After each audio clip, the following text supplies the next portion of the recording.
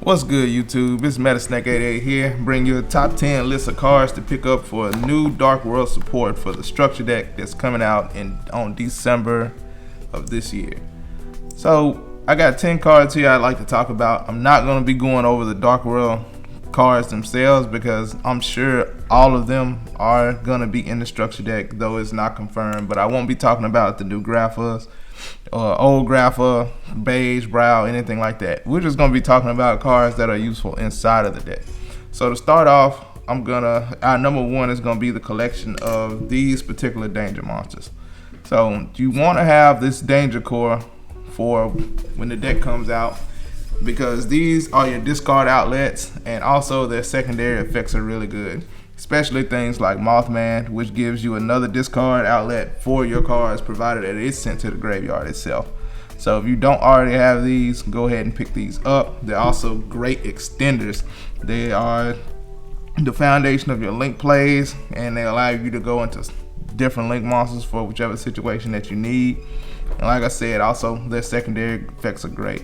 Bigfoot for popping, Thunderbird for popping face downs, Nessie adds these two never miss. You always get a monster off these two. They're just really good. So make sure you have your danger core. Number 2, Skill Drain. Skill Drain is a powerhouse card. This card just came off the list, now it's at 3. It's auto win against most decks that are combo based, even most mid-range decks, due to the fact that they can't activate their effects. Dark World is completely unaffected by this card. Everything in the deck activates in the grave or in the hand.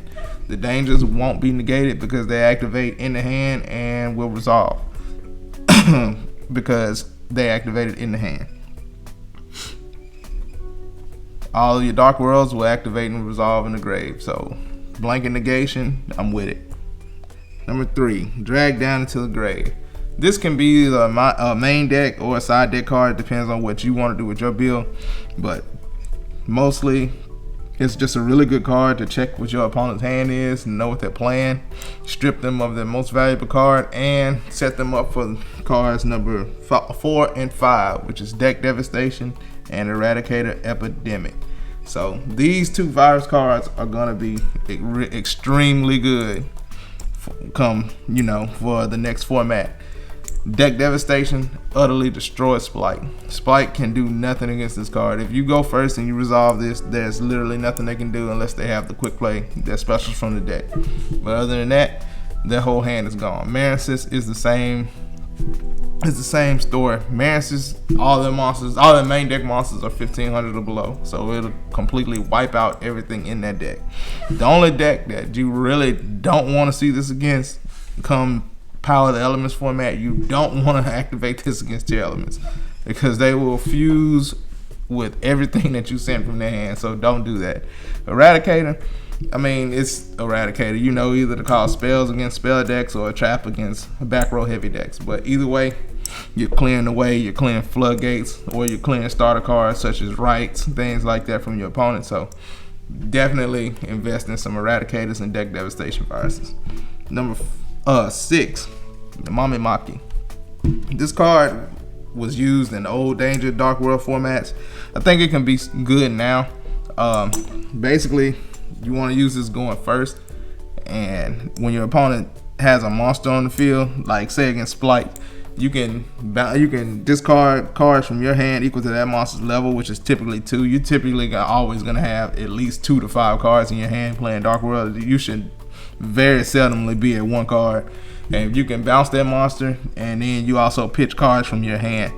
So you're getting your Dark World effects on their turn, as well as denying them that level 2 body they need to extend out with. So definitely invest in this card.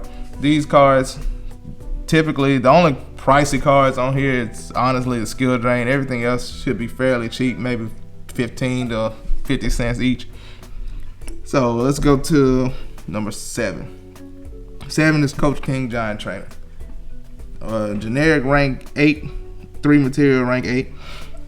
You can detach material from this card and draw a card. So basically, you can use this effect up to 3 times. So you're drawing 3 cards for free. And if you just so happen to draw a monster, you can reveal it and burn them for 800. This is really good in time. It's also really good going first because you're drawing 3 cards deeper into your deck, getting you closer to your end combo, and it's just deck thinning. So it's a really good card. Duggeris is a sleeper card in this deck that I think people are sleeping on. It's a generic rank 4, with 3 good effects, very good effects for Dark World. So you get to draw 2. Your first effect, you draw 2 and then discard 1. So you draw 2 and you discard 1. That discard triggers your Dark World effects. So you can draw 2 cards, pitch a Snow or pitch a Brow. Any one of the Dark Worlds, you also get their effect when they're discarded. You can skip your main phase 1, especially some of the monsters from your grave and defense position. So you can, it's really good. Say you can discard, you can detach, bring back, let's say a Silver. You can bounce Silver for the new Rainbow, bounce the new Rainbow for Grapha. Now you got 2 more cards in your hand for whatever other your combo extending routes are that you have in your hand. So it's really good for that. And also skipping your battle phase and doubling attack. This card just says game, pretty much. If you have the new Grapha in this, that's game on board already. So 7K new Grapha with the field spelled out and 1200 behind it into a clear field, that's just game. Now next one is number 90, Galaxy Eyes Photon Lord. This card is really good generic monster negation, but also the secondary effect during your opponent's turn. You can take a Photon or Galaxy card from your deck, either add it to your hand or attach it to that as material. So you can add Galaxy Cyclone from your deck to your hand on your opponent's turn, and you can use it on your turn to outmine. It's really good. It's a really good card. And the last card on our top 10 list is Hope Harbinger Titanic Galaxy. So everybody knows what this does. It's a generic spell negator, and a lot of people forget, but it also has an effect when your opponent's monster declares attack. Detach material from this, change that target to this card, and then perform damage calculation.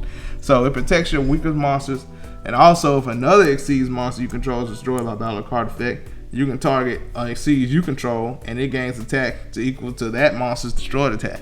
So basically, if they pop something, like say you got this in Duggeris out, if they pop Duggeris, you can make this gain 12, and they have to attack it in the battle phase. So it's really, really good.